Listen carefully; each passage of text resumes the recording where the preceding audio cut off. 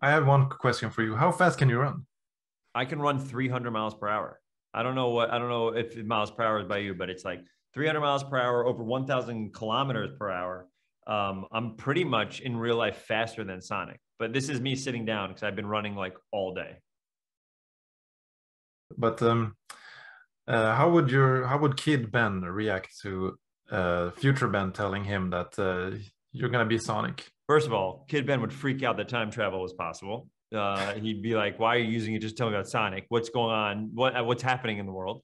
And then I think he wouldn't even understand because I grew up in the Bronx and I didn't know any actors. I didn't know anybody that did voiceover. So it's like saying I want to be an astronaut. It's that, superhero of a job. Like nobody I knew did it. So I was a huge fan of Sonic when I was a kid. Like my friend had Genesis. So I'd go over to David Fernandez's house every day and play it.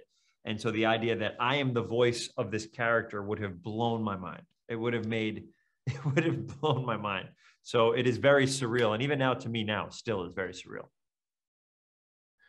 So how do you prepare to go into the recording booth when to like become Sonic? What do you do? Yeah. Well, I drink a little bit of green tea. I get a little caffeine in me, so I could talk really fast. And then I get myself in like a headspace of kind of like being a kid and being really excitable. But then I find that oftentimes when I'm watching the stuff that I'm voicing with, it's really easy because I get to play off of actual footage that's been shot. So I'm watching the actual footage that's been shot and going back and forth with, Jim Carrey playing Robotnik. So it's very fun. But one of the biggest things is keeping my energy up, making sure that if there's a place for a joke that makes sense, hitting it, and if there's place to show like heart and that stuff, I always try to do that as well.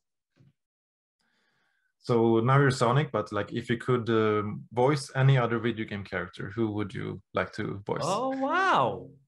Um, Man, I really love role playing games. So I don't know how deep into 90s video games you are. I mean, I play a lot of video games now, but I was like all I did was play video games when I was a kid. Now I play video games and also work. But there's a game called Chrono Trigger that I loved. I Oh would yeah, play good any game. character in Chrono Trigger. Final Fantasy 3, the American version of Final Fantasy 3, what I mean was a perfect video game. Anybody in there. But I played so many. I mean, the list would never end.